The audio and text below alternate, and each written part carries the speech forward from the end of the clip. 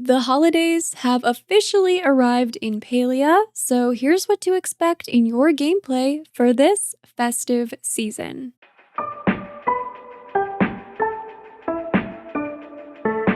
Hello friends, welcome back to my channel. I'm Sarah Sunstone, and today I will be going over all of the brand new content in Palia's latest update, version 0.174. This is the first of 2 holiday-themed updates that the game will be receiving this month, so without any further ado, let's get right into it. Just as a refresher, in case you missed my last video, in Palia, the villagers celebrate something called Winterlights, which is a Majiri celebration bringing light to the darkest days of the year and sharing it with family, friends, and community. I absolutely love this take on the season, so I can't wait to learn more about it and enjoy the festivities myself. Of course, along with this holiday, there will be festive decorations found all around the village, so be sure to enjoy the touches of magic while they're here. You will also notice when you next boot up your game that the character screen has been given a holiday makeover. I love this, and I would love to see this continue to be updated year-round, depending on the season or occasion. It's these little things that I appreciate so much and really contribute to the vibe and excitement towards the game. First up for new tangible content is a special Winterlights questline that has been added, which all begins with a letter, so be sure to check your mailbox. Also, as you talk to each villager in Palia, you will receive a special tree ornament, as is tradition. These ornaments can actually be used to decorate your very own tree, which you will be able to keep year-round as fresh and green as the day you receive it. I'm so excited to collect all the ornaments and decorate my very own tree. Holiday gifts can also be found all around Palia in treasure chests left behind by Sandy Paws, so looks like a certain Grimalkin wants to participate in the festivities too. Many of these beautiful chests can be found just while exploring the world, but some can also be found when fishing. There's even more gifts to find, some that have actually been stolen by Choppas, but they are available for you to reclaim, so keep your eyes out for Choppa nests. They're slightly different in appearance from rummage piles, and the team made a special note that these Choppa nests are only available during the Winterlight celebration, so definitely get them while you can. In total, 24 new decor pieces have been added, which can be found as previously mentioned, but also through following the Winterlights questline. Now, if you want to keep track of whether you've found all of the available decor, they do share a full list of the items on their official blog post, which as always will be linked in the description of this video for your reference, but I myself personally want to be surprised with the new items, so I won't be reading it through myself or sharing it in this video. No spoilers here. Some adjustments have also been made to help balance the game. Most notably, the deluxe backpack upgrade will no longer cost 50,000 gold, but 25,000 gold instead. Additionally, the iron storage chest cost has been adjusted from 100,000 gold to just 50,000. I think these adjustments are great because it's definitely tough to get to that 50,000 gold mark, and I haven't even got to the 100,000 gold for the iron storage chest. I do wonder if they're going to be offering any in-game refunds for those who have already spent their gold on these upgrades, because that is a lot of gold and a lot of your time that you spent working towards collecting it, so it would be nice to have a reimbursement, just saying. The emote wheel has also been updated to match the latest iteration of the tool wheel, so there's now better support for 8-directional control with an additional slot to equip one more emote. And on the topic of controller support, the optional camera assist feature is now available, in which the camera will adjust for you as your character moves around when playing with controller specifically. This feature can be found in the settings menu if you'd like to try it out. Further, some default controller settings have been updated, but these can be rebound if you would like. There's also a slight aim assist that's been enabled for hunting when using a controller. Excitingly, Asia Pacific servers have now also been added to continue on the pursuit of the team's goal to bring Palia to as many players all around the world as possible. And finally, for new content, we have a brand new festive premium glider skin, the Festive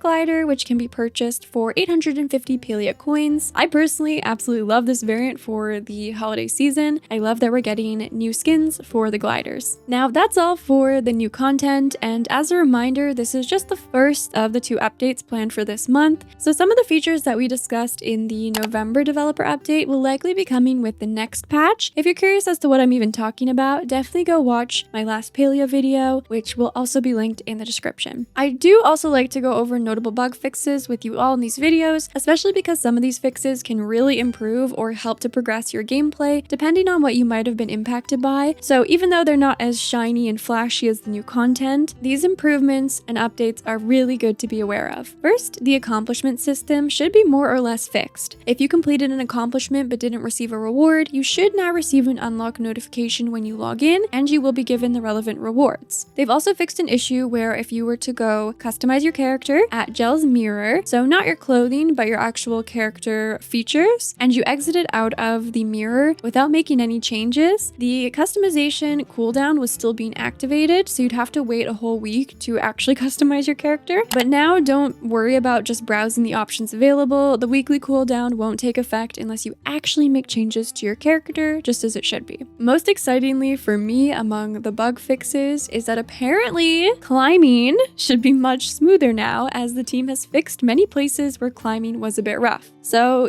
we'll be the judge of that once we get to play and test it out, but it is very promising because climbing in certain areas, as you know if you've played, has been a little funny sometimes, to say the least. So this is amazing news. Now in total there were over 80 bug fixes in this patch. There are some other less notable ones that they've outlined and you can read through, along with the usual list of top known issues and recently added known issues. I always recommend that if you encounter a bug while playing Palia, you check here to see if it's already on the team's radar or not. If it is, they're working on it. If it's not, be sure to report it. And there you have it, friends. That was everything you need to know about Palia's latest update, version 0.174. I hope you all enjoy the holiday content and festivities so very much. Please let me know down in the comments which of the updates you're most excited about or what you hope to see in wave 2 of the holiday content. As always, please make sure you're subscribed with your notifications on so you don't miss out on any exciting Palia news. And with all that being said, thank you so much for watching.